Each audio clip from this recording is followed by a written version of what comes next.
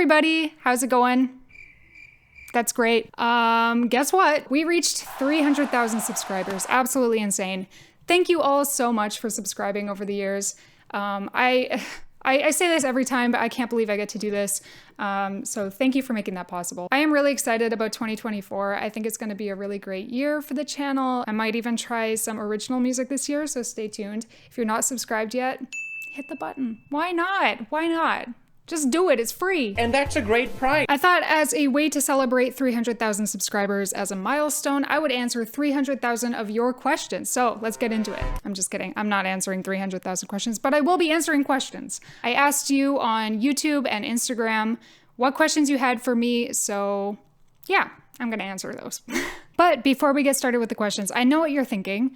Where did I get this amazing hoodie that I'm wearing? It's so nice. Look at that embroidery. So first we're gonna hear a word from our sponsor, which is me, because I have new merch and I'm really excited about it and I really wanna tell you about it. So we've got the hoodies, which I'm wearing and I'm obsessed with. I wear this all the time. They come in all different colors. I've also got a green one here. We've got toques or beanies, I guess.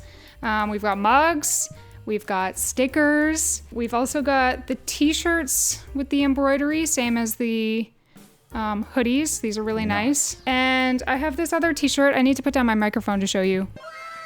It's pretty cool. I'm super excited about the new merch. I designed it all myself. I really hope you enjoy it. I hope you like it. I'm gonna put a discount code in the description just because you are watching this video and you watch through my little ad for myself. So go use that, get a discount, go get yourself some new merch. Also, I think I'm gonna be doing some giveaways on Instagram pretty soon. So if you're interested in that, go follow me on Instagram. There also might be a guitar involved, so that's exciting. Go check it out. Anyway, let's answer some questions now. What do you do when you aren't making music? I really like to crochet. I like to make chainmail. Let me get you some chainmail. This is a shirt I'm working on. This is almost 4,000 rings right here. Other than that, what do I do? Honestly, when I get home from work, I just work on more music. I just really like doing music, but I enjoy it and I'm having a good time, so. What was your favorite cover to do? This is a really hard question. I don't know if I have a favorite cover because I have favorite things about a lot of covers, but one that I'm really proud of is my Stranger Things cover that I did last year or 2 years ago. I think it's like a good cover in that it's quite different from the original. It's the first cover that I did when I moved here, and yeah, I don't know. I just really like that one. So maybe that one, I don't know. Do you also sing on stage or do you prefer to stick with uploading songs? I think I've talked about this in a few other videos, but I do have pretty bad stage fright. I have done it a few times, I've performed a few times, but it always kind of gives me a lot of anxiety. So YouTube really works well for me because I can do what I enjoy from the comfort of my room. When are you going to make a cover of Priscilla's song? Okay, I got like 50 comments of this exact question, and the answer is sometime. I guess you have to subscribe and find out. Make sure you have your notifications on so you don't miss it. That would be horrible. What if I did a cover and I just posted it for one day and you weren't subscribed so you never got to see it? But also I did do a cover of this song last year on April 1st. So go check it out. It's a really good cover. Just saying. Do you do everything yourself and how do you get the quality so high? First of all, thank you. I'm glad you think the quality is so high. Yes, I do everything myself for the most part, unless you see a collaboration on my channel, in which case, of course, I'm collaborating with someone else. If it's just me, if it's just my cover and you don't see any other names in the description, I am doing everything. I have no idea what I'm doing, so I'm glad you think it looks good. I guess I've had like 10 years of practice and things have improved over time, but I still don't know what I'm doing. So thank you for saying that. My channel's not quite at the level where I can hire much help. I would like to, because right now I'm kind of hitting a wall and I can't really produce any more content by myself. But that's okay. I mean, we're at 300,000 subscribers now, so we are well on the way, and I'm really excited to see what happens. I don't know. Was there any project at any time you didn't tackle but wanted to because you hesitated or thought your audience wouldn't like it? I've always wanted to do an album, but maybe not an album in my kind of YouTube niche of like the nerdier music. I do want to do an album of that as well, but kind of more of a pop album or like a slightly folky, like a pop folk, I don't know. But I've always kind of worried that people, you know, my subscribers and viewers wouldn't like it because it's not my usual stuff. So I've always kind of let that hold me back, but I'm kind of thinking I need to stop doing that. If I want to do it, I should do it. Otherwise, I'm always going to regret not doing it. Are you planning on growing your hair out more so that it touches the floor? Yeah, my hair is super long And honestly, that's just because I'm lazy and I don't want to go get it cut. I've had a lot of bad haircuts in my life and I don't want any more. And so my solution to that is just to not get my hair cut. So I don't know, maybe I'll keep growing it. I probably should get it cut soon because it's getting a little out of hand. How did you start your journey with singing? It was a failed singing audition in high school, and failing that audition made me want to show my music director that I could do it. So I started taking voice lessons. I practiced every day. I worked very hard, and I started my YouTube channel. I actually have a whole video if you're interested in hearing more about that backstory. It's my 10-year special video. I'll put it somewhere in the description if you want to learn more about that. How did you decide or find out music is your thing in life? Did your family support you? Yeah, so when I was in high school, I kind of realized that music was the only thing that I really enjoyed. I was very passionate about it. So I decided to go to university for music. My family was supportive. At first, my plan was to go into music education because that's just more of a stable job, I guess. It's a little more of a predictable career, you know. I didn't just going off and being an artist sounded pretty scary at the time. But then after my first year, I kind of realized that composing was where my passion was at, and I just decided to go for it. And again, my family was supportive of that. They were a little worried, I think, maybe, I don't know.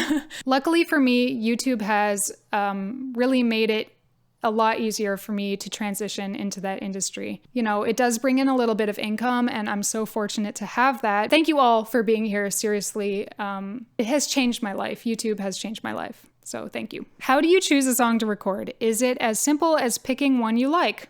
So yeah, I mean, fresh releases are priority. So anything from like a TV show or a movie or a video game that just came out, those are priority because you want to catch those releases when they're fresh. But after that, yeah, I just pick. I have a big list in a Google document of songs that I would like to cover, and I just go down the list and I pick one. A lot of the songs on that list come from my Patreon supporters. I have like a suggestion portal that they can use. So yeah, if you want to suggest a song, Patreon is the best way to do it. But otherwise, strength in numbers. If I see a lot of requests for a song in my comments, I will give it some consideration, so also do that. It is helpful. Are you Canadian? Can you do songs in French? I am Canadian. I am from Alberta. Can I do songs in French? No, I don't speak French, unfortunately. All I know is je ne sais pas. I try to avoid singing songs in other languages because I'm not very good at pronunciation in other languages, and I don't want to offend anybody. I did do a tiny little bit of Polish in one of my Witcher covers, and I sent it to one of my friends who speaks Polish to get his opinion, and he laughed at me, but then he said it was fine. He was like, this is not great, but it's fine. And so I did put it out there, and surprisingly, no one came after me. Some people said they actually really liked it. What is your setup, and what would you advise for someone that wants to start? How much money should I invest? So you can get started for really cheap. Really, all you need is a DAW, and if you want to record, a microphone. If you also want to compose and stuff, I would recommend getting a MIDI keyboard, but you can get those secondhand and super cheap. The microphone that I always recommend is the one I'm using actually right now. This is the one that I started with, and I used it for like 8 years before upgrading. And you can get one for like 60 or 70 bucks secondhand, or like 120 bucks new. It's the Audio-Technica AT2020. I've been recommending this mic forever. It's a great starter mic. I even still use it all the time. Like if you watch my videos now, you'll see me using it all the time. Like right now. When I started on Ableton Live with this microphone, and that was it. And then over the years, I kind of started collecting more and more equipment. Also, I do put a link to my kit page in all of my descriptions. And on my kit page, I put all of the equipment that I use. So if you're curious, or if you see something in one of my videos that looks interesting, you can go check that out. And there's links to all the products. I hope that helped. If you could sing with any live orchestra with any instrumentation, what would you sing? I think I would want to sing Gollum's song. One of the reasons I haven't covered it yet, but I might soon, by the way. Who knows? One of the reasons I haven't covered it yet is because the original is just so good. Like, I don't want to make any changes to it, but I would love to sing that with a live orchestra. That sounds like it would be an incredible experience. So I'd say that one. Yeah. Are you interested in, or have you done voice acting? If not, why not? So I have been asked on 2 different occasions if I could voice act in people's projects. And on both occasions, I recorded the lines that they sent me, sent them back, and they replied, we're gonna go with a professional. Thank you for your time, but we're gonna go with a professional. So I think that's my cue that voice acting is not for me. People always say like they like my singing voice, so therefore I must have a nice talking voice. And I don't think that's true. I would be open to trying it again, but getting rejected twice out of 2 times is pretty bad. So yeah. Chase Noseworthy says, who is your favorite person you collaborated with and why is it me? Next question. What color are your eyes? Because I swear they look different in every video. So many people have asked me this question. So I'm going to answer it once and for all. I wore blue contacts in a video for the first time in Toss a Coin to Your Witcher, which is the video that most people discovered me by. And ever since then, people have been extremely confused about my eye color. My eyes are brown, as you see them now. I'm sorry for all the confusion. I just really like playing with different eye colors. I think it looks really fun in the videos. It's kind of like a costume thing. I enjoy it. But a lot of people are convinced that I'm AI in the videos that I'm wearing blue contacts. So yes, my eyes are brown. Hope that clears things up. Thanks for asking. This is a really interesting question. It says, do you see anything while making music? Like visually, is there a vision that goes with the melody or tune? No, I don't. I'm basically a very auditory person. I'm a very auditory learner. So when I'm learning music, it tends to be more from ear than visually. Having some sheet music or something definitely helps as like a guide, but I'm definitely relying more on my ear. And then also when I'm writing music or making covers, I hear what I want in my head, and then it's just a matter of translating that from my brain to the keyboard. I spent 4 years in university learning all of the music theory, and I just don't use it. I don't think about theory very often. Sometimes I write an entire song without even knowing what key I'm in, just because I just don't pay attention to it. When I tell some of my fellow like composer music friends that, they think that's insane. It's interesting how so many creative people get to their destination in completely different ways, and it works for them, you know? Everyone has a different way of doing things. What is a genre or style that you haven't tapped into yet but would love to when the time is right? I used to love singing jazz. I would love to kind of reconnect with jazz. It's been a long time since I've sung some jazz, so yeah, I don't know, I might do that just for fun. What were the biggest challenges that made you potentially doubt the future of your music career that you had to overcome to be here? I have had kind of iffy health over the last year or 2 years. I've really had a hard time resting, actually, because the algorithm, we all know the algorithm likes to be fed consistent uploads. And so taking care of myself is kind of hard because I'm always putting that pressure on myself to get uploads out there every month. Otherwise, my YouTube channel is going to die. And I did see it kind of plummet last year when I was taking more time off. I've kind of had to come to the conclusion that I can't put my health on the line for the algorithm. And so more recently, I've just been kind of doing it when I can do it. And that's been working great for me. My health is getting a lot better. So that's great. Another one is imposter syndrome. I get this a lot in my composing career. I think this is just part of being younger, being surrounded by a lot of older, wiser, more experienced people in the industry. Sometimes I don't know if I'm capable of doing something. And I honestly think that's just a lack of experience. So hopefully that goes away. But I think that a lot of people deal with imposter syndrome all the time, and it's okay. Just try to be easier on yourself and go for things. One thing that's really helped me recently, I read it in a book or something, is that normal people create great art. And it's so true. Like, I think we all kind of idolize some people because it's like, oh, they're so good at this thing. I'm never going to be that good. But if you take a step back, it's like, no, these are normal people. They don't have magical powers, you know? They just have experience, they work hard, and that work pays off. I don't know if that made any sense, but that's just something that makes a lot of sense to me and has helped me kind of work through the imposter syndrome. Another thing that has helped me a lot this year is actually quantity over quality, which sounds really weird, but I tend to focus so much on quality that I stopped starting things, because I was so scared of it not being perfect that I wouldn't even try. And so these days I'm trying to kind of forget about quality a little bit and just make something. And if it doesn't work, that's fine. Then you make another thing. And again, that's something I just never had tried before, but it's really working for me so far. So I don't know if either of those two things are helpful. That was a long answer to a not very long question. I'm sorry. I'm going to answer some questions from Instagram, but I have misplaced my phone. Where's my phone? There it is. I found it. This is my last day of having an iPhone 8. I ordered a not new, but refurbished phone the other day, so that's exciting. How to get your first projects as a composer? This is a great question. First of all, make sure you put your stuff out there on SoundCloud, on a website, on YouTube. Just make sure it's out there. Then just start reaching out to people. I would recommend finding some student filmmakers. I started out doing a lot of student films, and I found that was a really great way to kind of learn from experience without there being too much pressure. Also, entering contests is a really great thing because even if you don't win, you have a new piece for your demo reel, and that's just another thing that you can send to potential clients. So make sure you're getting what you want out of your competition entries. The next question is, what do you do to get into the flow for composing? This is a great question because I've been focusing a lot on this since the new year because I've had a hard time with focus recently because of energy issues mostly, but also just like it's so hard to stay focused these days. And the biggest reason for that is this. So for myself, I put this very far away. I turned Do Not Disturb on so I don't hear it buzzing.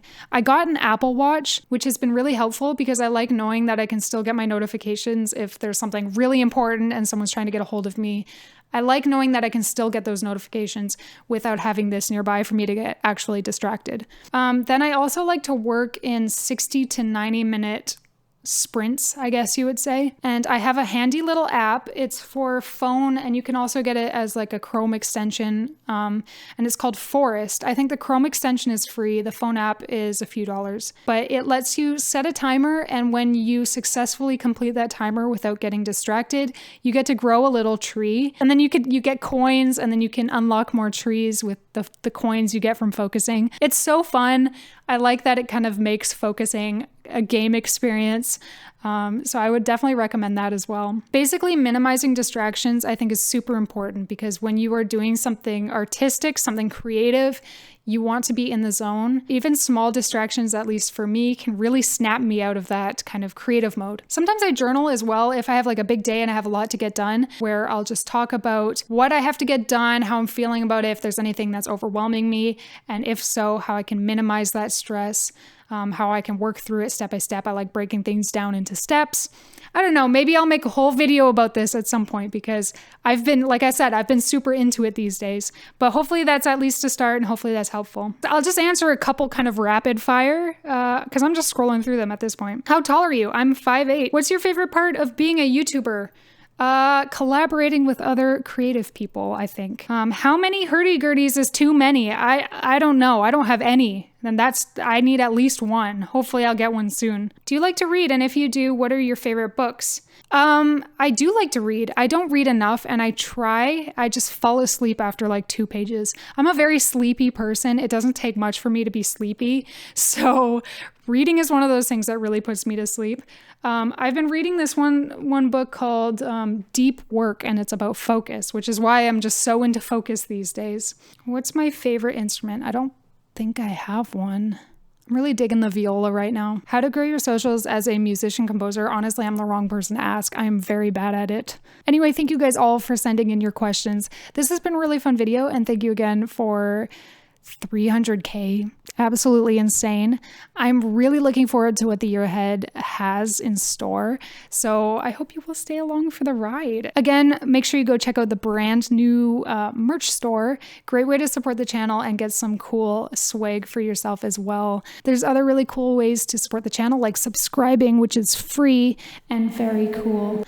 And also Patreon and streaming music. So that's my little plug, I guess. I say this every time, but I don't know how to end these things.